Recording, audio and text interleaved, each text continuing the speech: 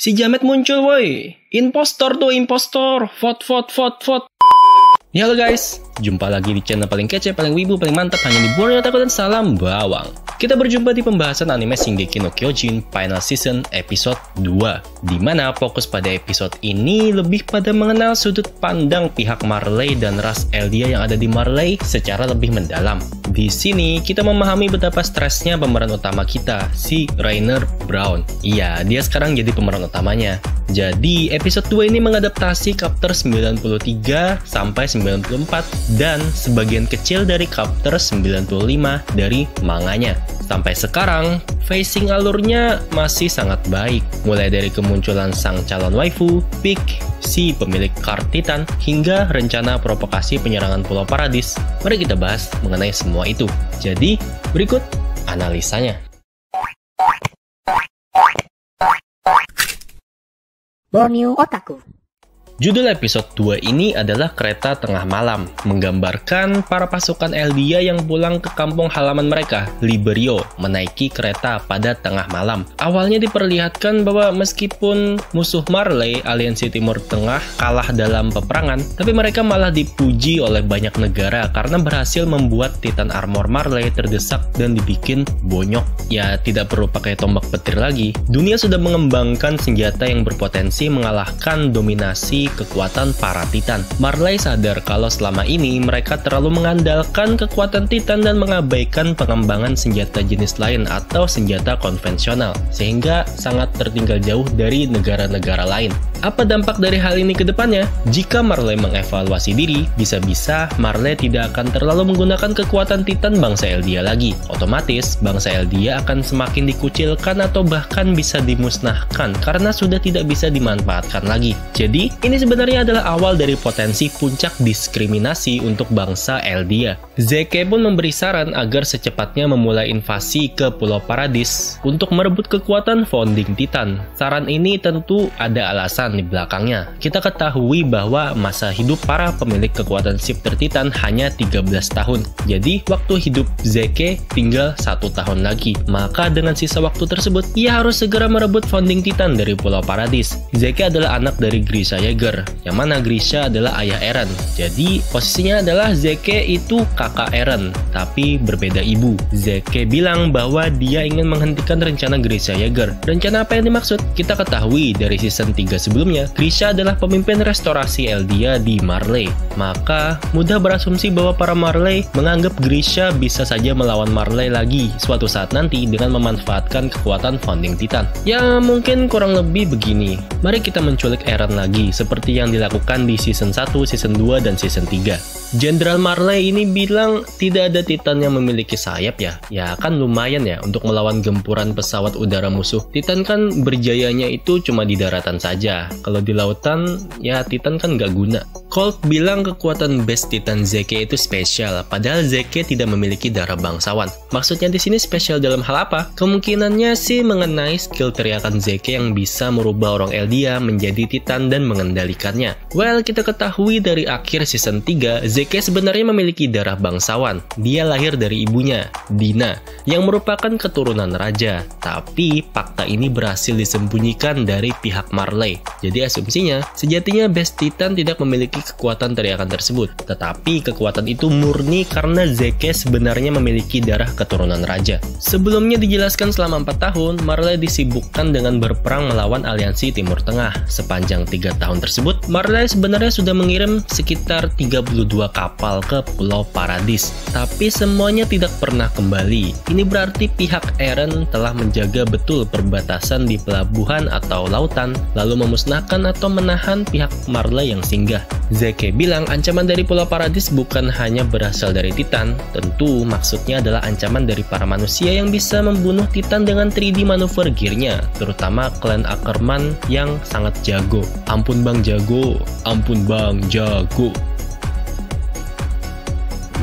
Kita ketahui bahwa Rainer mengalami PTSD atau Post Traumatic Stress Disorder. Dia sepertinya sudah berulang kali mengalami mimpi buruk tentang kejadian saat dia ada di Pulau Paradis. Diperlihatkan pula Porco Galliard yang memang mewarisi Jauh Titan dari cewek lesbi Ymir dan melihat ingatan Ymir di masa lalu. Lalu Pig datang dan bilang sudah 2 bulan sejak dia terakhir kali menjadi manusia. Jadi nih ya, kart Titannya Pig itu ya memang bukan tipe petarung fisik, tapi kemampuan uniknya adalah durasi menjadi Titannya yang bisa bertahan dengan sangat lama. Ya bayangin aja 2 bulan jadi Titan nungging, pas jadi manusia kebiasaan nungging kan agak susah buat langsung dihilangin. By the way, bicara tentang gerakan animasinya, di episode ini gerakannya itu rapi dan cukup mulus per frame-nya. Salah satu contohnya ada di adegan ini, karena sampai-sampai Rainer yang diem pun dibikin pergerakan kamera. Padahal Mappa juga lagi ngerjain anime Jujutsu Kaisen di musim ini. Untungnya pembuatan Shingeki no Kyojin Final Season ini tetap digarap dengan frame semaksimal mungkin. Tinggal tunggu bagaimana penganimasian pertarungan 3D manuver gear-nya Levi, Mikasa, dan kawan-kawan. Dari adegan ini, udah menunjukkan ketidaksukaannya saat melihat dipulangkannya para pasukan musuh yang selamat setelah menerima serangan para Titan, yang kemungkinannya akan digunakan sebagai maskot kengerian senjata Titan. Hal ini bakalan membuat ras Eldia semakin ditakuti dan didiskriminasi oleh dunia. Konspirasi Marley memang luar biasa. Hingga kini, sepertinya belum ada solusi untuk masalah diskriminasi Eldia. Malah, setiap harinya menjadi semakin parah. Rainer makin stres, makin halu, mau mati tapi nggak dimatiin sama pengarangnya, Hajime Isayama, namanya juga anak emas. Skillnya plot armor. Dari sini Rainer kelihatan mempercayakan Titan armornya pada Falco, yang ingin Gaby hidup lebih lama tanpa terkena kutukan batas usia maksimal Titan Shifter. Juga untuk menyelamatkan Eldia dari masa depan yang kelam. Jadi gini, Gaby itu adalah gambaran jika Eren sejak kecil hidup di Marley. Seperti Eren yang awalnya sangat membenci Titan, Gaby di sini sangat benci dengan Eldia di Pulau Paradis. Ya, mereka sama-sama bocah naif yang tidak tahu apa yang sebenarnya terjadi. Kalau Falco adalah gambaran jika Mikasa hidup di Marley. Seperti Mikasa yang suka dan ingin selalu melindungi Eren, Falco juga naksir dan ingin senantiasa melindungi Gaby. Para warriors Eldia akhirnya pulang ke kampung halaman mereka, Liberio. Dalam monolognya, Falco memiliki niat untuk membebaskan Eldia dari peperangan yang berkelanjutan. Diperlihatkan juga Falco yang mendatangi para Eldia yang mengalami PTSD atau trauma berat karena peperangan di benteng Slava. Dan di sana kita melihat impostor yang dibantu Falco membetulkan posisi armbandnya yang terbalik, yang mana seharusnya di sebelah kiri malah dipakai di sebelah kanan.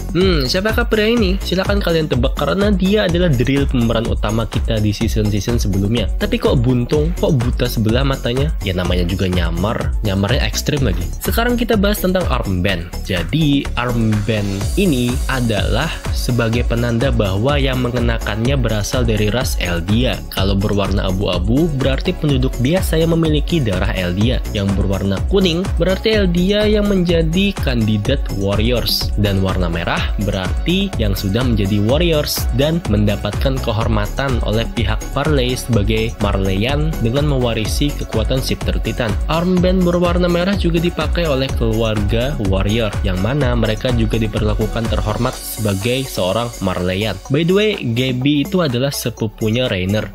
Stresnya Rainer ini sebenarnya sangat beralasan. Dia sudah melihat langsung sudut pandang dari kedua sisi. Dari kecil, di Marley, dia didoktrin untuk membenci orang Eldia di Pulau Paradis, dimana katanya semua Eldia di Paradis itu jahat, semuanya iblis yang kejam. Tapi begitu dia menghabiskan waktu di Pulau Paradis, kenyataannya menjadi sangat berbeda dari doktrinnya dulu. Semua orang Paradis sama saja, sama-sama manusia. Ada yang jahat, ada yang baik. Tidak ada bedanya antara orang Paradis dan orang Marley. Sama seperti di sudut pandang Marley yang menganggap Paradis itu iblis, di sudut pandang Paradis yang iblis adalah pihak Marley. Jadi bayangin aja gini, kamu tumbuh di kampung A di mana mendoktrin kalau kampung B itu penjahat semua. Terus kamu hidup di kampung B yang ternyata baik-baik juga orangnya, yang malah bilang kampung A yang jahat karena menyerang mereka terus. Pas kamu kembali ke kampung A, misal kamu ceritakan kampung B itu sebenarnya tidak sejahat yang dikira, tentu kamu bakalan dicaci, tidak dipercayai, diasingkan, atau mungkin bakalan dihukum. Jadi menurutku, Rainer ini karakter yang cukup realistis. Konflik batinnya itu bisa dimaklumi,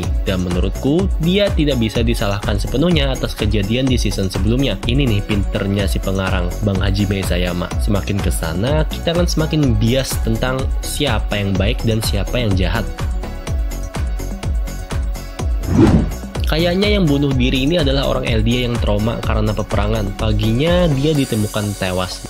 4 Titan Shifter dan 1 orang yang digadang-gadang sebagai calon pewaris Beast Titan berkumpul di satu ruangan tanpa ada orang Marley. Zeke meyakinkan untuk sesegera mungkin menginvasi Pulau Paradis, merebut kekuatan Founding Titan, dan menguasai sumber daya alam Paradis yang melimpah untuk kejayaan Marley. Untuk menambah kebencian dunia kepada Pulau Paradis, maka diperlukan seorang storyteller untuk provokasi.